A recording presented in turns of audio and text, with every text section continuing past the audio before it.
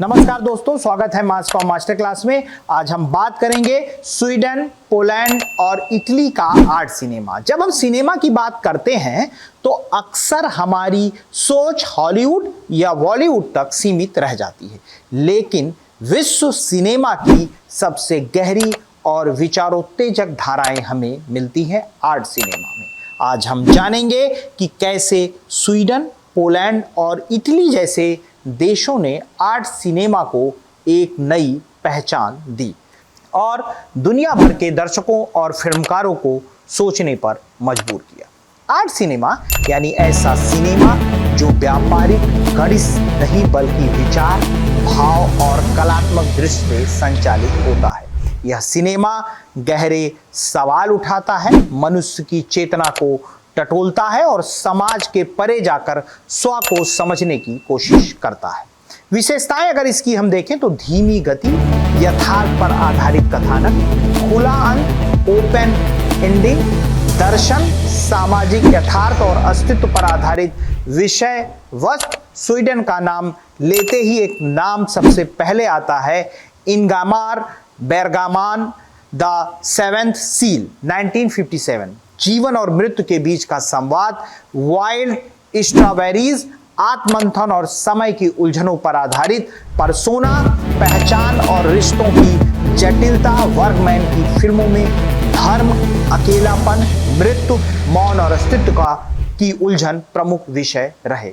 उन्होंने सिनेमाई भाषा को अंदरूनी संवादों और प्रतीकों से समृद्ध किया। पोलिश सिनेमा की आत्मा उसकी राजनीतिक पृष्ठभूमि में छिपी है।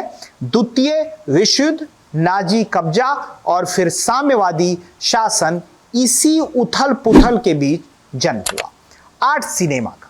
प्रमुख फिल्मकार अगर हम इस टाइम के देखें तो Andrzej Wajda, ashes and diamonds, man of marble, Krzysztof Kieslowski, Dekalog, the double life of Veronique, three colours trilogy. मुख्य विषय अगर हम देखें तो नैतिक दुविधाएं, व्यक्तिगत स्वतंत्रता बनाम राजनीतिक नियंत्रण, ईश्वर, नियति और आत्मा की खोज। इटली का आर्ट सिनेमा दो धाराओं में विभाजित है, एक ओर इटालियन न्यूरियलिज्म और दूसरी ओर आत्मचिंतनशील व्यक्तिगत सिनेमा। न्यूरियलिज्म के प्रतिनिधि अगर हम देखें तो Vittorio De Sica, bicycle thieves, Roberto Rossellini, Rome, open city, Luchino Visconti, La Terra ट्रेमा।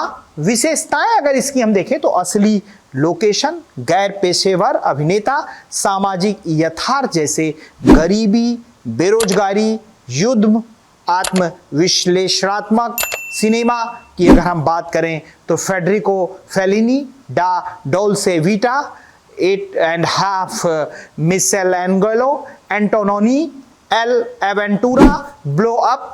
इनकी विशेषताएं अगर हम देखें तो आधुनिक समाज में व्यक्ति की खोखली जिंदगी, खालीपन, ऊब और अस्तित्व की उलझन।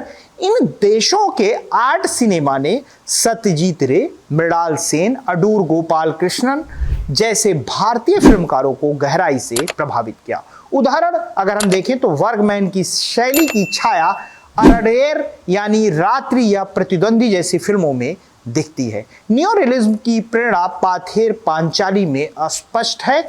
आज के डिजिटल और ओटीटी युग में जब कंटेंट की भरमार है तब भी आर्ट सिनेमा हमें भीतर झांकने की तमीज देता है। यह हमें यह याद दिलाता है कि सिनेमा केवल देखने की वस्तु नहीं बल्कि सोचने की प्रक्रिया है। स्वीडन का मौन, पोलैंड का प्रतिरोध और इटली का यथार्थ, इन तीनों में छुपी है वह शक्ति जो सिनेमा को कला का उच्चतम रूप बनाती है। अगर आपको यह वीडियो ज्ञानवर्धक लगा हो तो लाइक करें, शेयर करें और मास कॉम मास्टर क्लास को सब्सक्राइब करना ना भूलें।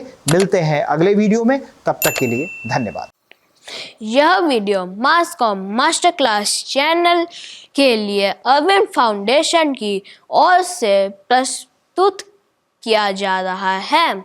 जब भी आप यह वीडियो देख रहे हैं तो आप केवल ज्ञान ही नहीं प्राप्त कर रहे हैं बल्कि गरीब बच्चों की शिक्षा के समर्थन में भी योगदान दे रहे हैं। Mass comm master class channel Arvind foundation के माध्यम से उन बच्चों की शिक्षा और बेहतर भविष्य के लिए समर्पित है जो आर्थिक रूप से कमजोर है। आपका समर्थन इस सामाजिक पहल को मजबूत बनाता है।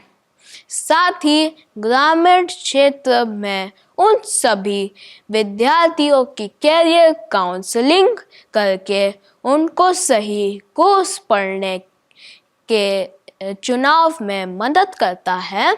कृपया चैनल को सब्सक्राइब करें, वीडियो को लाइक करें, शेयर करें ताकि अधिक से अधिक लोग इस मिशन का हिस्सा बन सकें। धन्यवाद। आपके सहयोग में ही बदलाव संभव है।